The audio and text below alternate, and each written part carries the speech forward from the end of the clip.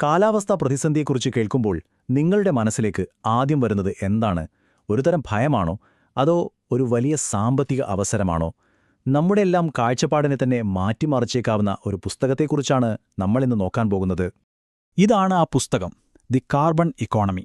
പക്ഷേ ഇതിന്റെ ഏറ്റവും വലിയൊരു പ്രത്യേകത ഒളിഞ്ഞിരിക്കുന്നത് ഇതിന്റെ ഉപശീർഷകത്തിലാണ്. അത് പറയുന്നത് മരങ്ങളെ കാലാവസ്ഥാ പ്രവർത്തനമാക്കി, കാർബണിനെ ഒരവസരമാക്കി, നമ്മളെപ്പോലുള്ള സാധാരണ ജനങ്ങളെ മാറ്റത്തിന്റെ ഭാഗമാക്കി മാറ്റുന്നു എന്നാണ്.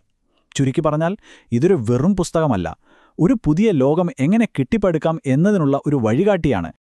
ഈ വാക്കുകൾ കേട്ടില്ലേ?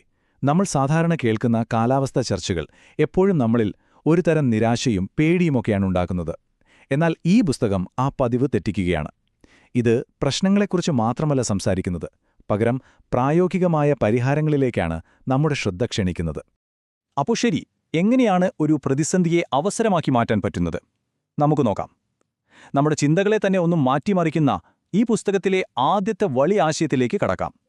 നിങ്ങൾ TV തുറന്നാലോ പത്രം വായിച്ചാലോ എല്ലായിടത്തും കാലാവസ്ഥയെപ്പറ്റിയുള്ള പേടിപ്പെടുത്തുന്ന വാർത്തകളാണ്, അല്ലേ?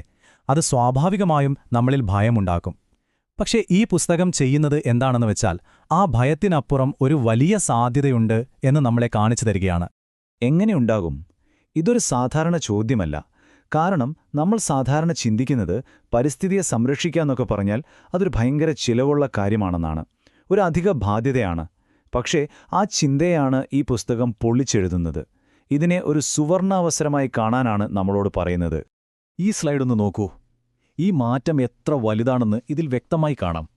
ഇടതുവശത്തുള്ളത് നമ്മുടെ പഴയ ചിന്താഗതിയാണ്, അതായത് പരിസ്ഥിതി സംരക്ഷണം ഒരു ഭാരമാണ്, ഒരു ചെലവാണ് എന്നൊക്കെ. പക്ഷേ വലതുവശത്ത് നോക്കൂ, അതൊരു പുതിയ ലോകമാണ്. അവിടെ ഓരോ മരവും വെറും മരമല്ല, അതൊരു സാമ്പത്തിക ആസ്തിയാണ്, ഒരു ഇൻവെസ്റ്റ്മെന്റാണ്.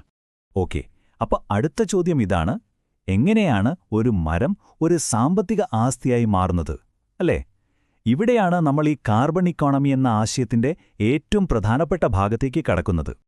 ഈ ചിത്രം നോക്കൂ. വളരെ സിമ്പിളായി തോന്നാം. മരങ്ങൾ അന്തരീക്ഷത്തിലെ കാർബൺ വലിച്ചെടുക്കുന്നു. നമുക്കെല്ലാവർക്കും അറിയാവുന്ന കാര്യമാണ്.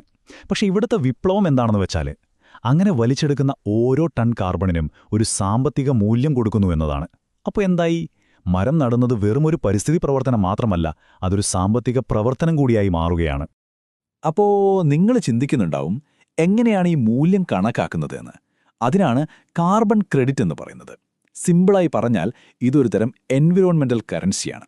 അതായത് ഒരു മരം 1 ടൺ കാർബൺ അന്തരീക്ഷത്തിൽ നിന്ന് മാറ്റിയാൽ അതിനു പകരമായി ഒരു കാർബൺ ക്രെഡിറ്റ് കിട്ടും. ഈ ക്രെഡിറ്റിന് മാർക്കറ്റിൽ യഥാർത്ഥ വിലയുണ്ട്. ഈ ആശയത്തിന്റെ ഒരു ഭംഗി എന്താണെന്ന് വെച്ചാൽ അത് ഈ 4 കാര്യങ്ങളെ ഒരുമിച്ച് കൊണ്ടുവരുന്നു എന്നതാണ്. 1, പ്രകൃതി, അതാണ് നമുക്ക് സൊല്യൂഷൻ തരുന്നത്. 2, ടെക്നോളജി, ഇത് ട്രാക്ക് ചെയ്യാനും സുതാര്യത ഉറപ്പുവരുത്താനും സഹായിക്കുന്നു.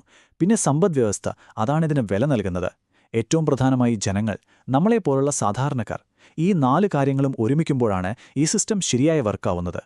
ഓക്കെ, ഇത്രയും വലിയൊരു ആശയം, ഇതെവിടെ നിന്നാണ് നമ്മൾ തുടങ്ങേണ്ടത്? ഈ മാറ്റത്തിന്റെ വിത്തുകൾ എവിടെയാണ് പാകേണ്ടത്? അതിനുള്ള ഉത്തരം വളരെ ലളിതമാണ്: നമ്മുടെ സ്കൂളുകളിൽ, നമ്മുടെ ക്ലാസ് മുറികളിൽ നിന്ന്. ഒന്ന് ആലോചിച്ച് നോക്കൂ. ഈ പുസ്തകത്തിൽ പറയുന്ന കാര്യങ്ങൾ വെറും തിയറിയായി ക്ലാസ്സിൽ പഠിപ്പിക്കുകയില്ല. പകരം കുട്ടികൾ ക്ലാസ് റൂമിൽ നിന്നിറങ്ങി സ്വന്തം സ്കൂൾ കോമ്പൗണ്ടിൽ ഒരു കൊച്ചുവനമുണ്ടാക്കി ഈ കാർബൺ ഇക്കോണമിയുടെ ഭാഗമാവുകയാണ്. ഇതിലും നല്ലൊരു പ്രാക്ടിക്കൽ വിദ്യാഭ്യാസം വേറെ ഉണ്ടോ? അങ്ങനെ ചെയ്യുമ്പോൾ കുട്ടികൾക്ക് കിട്ടുന്നതെന്താണോ, അതിനെയാണ് നമ്മൾ 4C സ്കിൽസ് എന്ന് പറയുന്നത്. 1, ക്രിറ്റിക്കൽ തിങ്കിംഗ്, അതായത് പാരിസ്ഥിതിക പ്രശ്നങ്ങളെപ്പറ്റി അവർ ആഴത്തിൽ ചിന്തിക്കാൻ തുടങ്ങും. 2, ക്രിയേറ്റിവിറ്റി, എങ്ങനെ സ്വന്തം ക്യാമ്പസിൽ ഇതിനൊരു പരിഹാരമുണ്ടാക്കാമെന്ന് അവർ ഡിസൈൻ ചെയ്യും. 3, കൊളാബറേഷൻ, ഒറ്റയ്ക്ക് പറ്റില്ലല്ലോ, അപ്പോൾ അവർ ഒരുമിച്ച് നിന്ന് ഈ ചെടികൾ നടുകയും പരിപാലിക്കുകയും ചെയ്യും. 4, കമ്മ്യൂണിക്കേഷൻ, അവർ ചെയ്ത കാര്യങ്ങൾ, അതിന്റെ റിസൾട്ട്, അത് മറ്റുള്ളവരോട് പറയാനും അവർ പഠിക്കും. ഇത് വെറുമൊരു പുസ്തകത്തിലെ പാഠമല്ല, ശരിക്കും ജീവിതം പഠിക്കുകയാണവർ. ഇതൊക്കെ വെറും ഒരു ആശയം മാത്രമായി ഒതുങ്ങില്ല. കാരണം ഇതിനെ സപ്പോർട്ട് ചെയ്യാൻ ടെക്നോളജിയുണ്ട്. മൈട്രി പോലുള്ള പ്ലാറ്റ്ഫോമുകൾ ഉപയോഗിച്ച് കുട്ടികൾ നടന്നു ഓരോ മരത്തെയും ട്രാക്ക് ചെയ്യാൻ പറ്റും. അതെത്ര വളർന്നു, എത്ര കാർബൺ വലിച്ചെടുത്തു എന്നൊക്കെയുള്ള ഡേറ്റ കിട്ടും. അപ്പോൾ കുട്ടികൾ ചെയ്യുന്ന പ്രവൃത്തിക്ക് ഒരു വ്യക്തമായ കണക്കും മൂല്യവും വരികയാണ്. അതുകൊണ്ട് സംഭവിക്കുന്നതെന്താണെന്ന് വെച്ചാൽ നമ്മുടെ കുട്ടികൾ ഈ വിഷയത്തിൽ വെറും കാഴ്ചക്കാരായിരിക്കില്ല, അവർ ഇതിലെ പങ്കാളികളാകും. ഈ മാറ്റം കൊണ്ടുവരുന്ന ഡ്രൈവർമാരാകും. ഒരു ആഗോള സിസ്റ്റത്തിന്റെ ഭാഗമാവുകയാണവർ. ശരിക്കും പറഞ്ഞാൽ ഭാവിക്കു വേണ്ടി തയ്യാറെടുപ്പുള്ള ഗ്ലോബൽ സിറ്റിസൻസായി അവർ മാറുന്നു. ഇതിലും വലിയൊരു എംപവർമെന്റ് അവർക്ക് കൊടുക്കാൻ പറ്റുമോ? അപ്പോ ഈ വലിയൊരു മാറ്റത്തിൽ നമ്മൾ ഓരോരുത്തരും എവിടെയാണ് ഫിറ്റാവുന്നത്?